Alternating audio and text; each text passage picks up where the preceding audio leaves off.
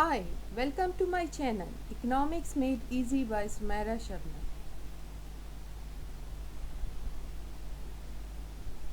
What is IMF for? According to the IMF itself, it works to foster global growth and economic stability by providing policy advice and financing the members by working with developing nations to help them achieve macroeconomic stability and reduce poverty. The rationale for this is that private international capital markets function imperfectly and many countries have limited access to financial markets.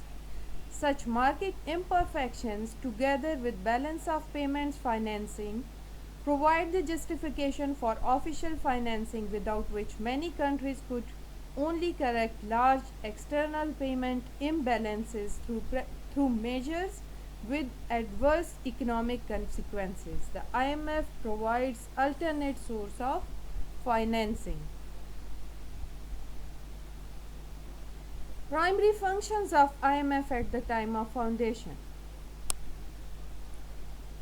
Upon the founding of the IMF, its three primary functions were: firstly, to oversee the fixed exchange rate arrangements between countries, thus helping national governments manage their exchange rates and allowing these governments to prioritize economic growth. Secondly, to provide short-term capital to aid the balance of payments. This assistance was meant to prevent the spread of international economic crisis. Thirdly, the IMF was also intended to help mend the pieces of the international economy after the Great Depression and World War II, as well as to provide capital investments for economic growth and projects such as infrastructure. Management of economic policy. The IMF's role was fundamentally altered by the floating exchange rates post post 1971. It shifted to examining the economic policies of countries with IMF loan agreements to determine if a shortage of capital was due to economic fluctuations or economic policy. The IMF also researched what types of government policy would ensure economic recovery. A particular concern of the IMF was to prevent financial crises such as those in Mexico in 1982, Brazil in 1987, East Asia 1997 to 98, and Russia in 1998 from spreading and threatening the entire global financial and currency systems. Their role became a lot more active because the IMF now manages economic policy rather than just exchange rates. Conditionality function. The IMF negotiates conditions on lending and loans under the policy of conditionality, which was established in 1950s. Low-income countries can borrow on concessional terms, which means there is a period of time with no interest rates through the Extended Credit Facility (ECF), the Standby Credit Facility (SCF), and the Rapid Credit Facility (RCF). Non-concessional loans, which include interest rates, are provided mainly through standby arrangements (SBA), the Flexible Credit Line (FCI), the Precautionary and Liquidity Line (PLL), and the Extended Fund Facility. The IMF provides emergency assistance via the Rapid Financing Instrument RFI to members facing urgent balance of payments needs. New functions of IMF. Nowadays, we can broadly divide the functions of IMF into two broad classes, that is, surveillance of global economy and the conditionality of loans. Structural adjustment and benefits are under conditionality of loans. Surveillance of global economy. The IMF is mandated to oversee the international monetary and financial system and monitor the economic and financial policies of its member countries. This activity is known as surveillance and facilitates international cooperation. Since the demise of the Bretton Woods system of fixed exchange rates in the early 1970s, surveillance has evolved largely by way of changes in procedures rather than through the adoption of new obligations. The responsibilities changed from those of guardian to those of overseer of members' policies.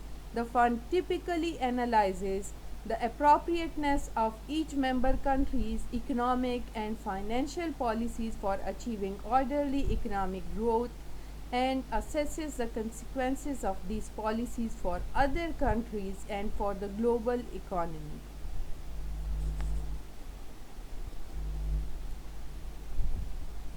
Conditionality of loans. IMF conditionality is a set of policies or conditions that the IMF requires in exchange for financial resources. The IMF does require collateral from countries for loans but also requires the government seeking assistance to correct its macroeconomic imbalances in the form of policy reforms. If the conditions are not met, the funds are withheld. The concept of conditionality was introduced in a 1952 Executive Board decision and later incorporated into the Articles of the Agreement.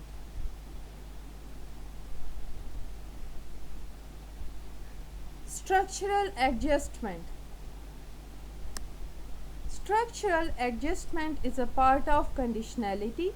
Some of the conditions for structural adjustment can include cutting expenditures or raising revenues, also known as austerity, focusing economic output on direct export of resource extraction, devaluation of currencies, trade liberalization or lifting import and export restrictions, increasing the stability of investment by supplementing foreign direct investment with the opening of domestic stock markets, balancing budgets and not overspending, removing price controls and state subsidies, privatization or divestiture of all or part of state-owned enterprises, enhancing the rights of foreign investors vis-a-vis national laws, improving governance and fighting corruption. These conditions are known as the Washington Consensus. Benefits to IMF. Benefits are also part of conditionality like structural adjustment is. These loan conditions ensure that the borrowing country will be able to repay the IMF and that the country will not attempt to solve their balance of payment problems in a way that would negatively impact the international economy. The incentive problem of moral hazard when economic agents maximize their own utility to the detriment of others because they do not bear the full consequences of their actions is mitigated through conditions rather than providing collateral. Countries in need of IMF loans do not generally possess internationally valuable collateral anyway.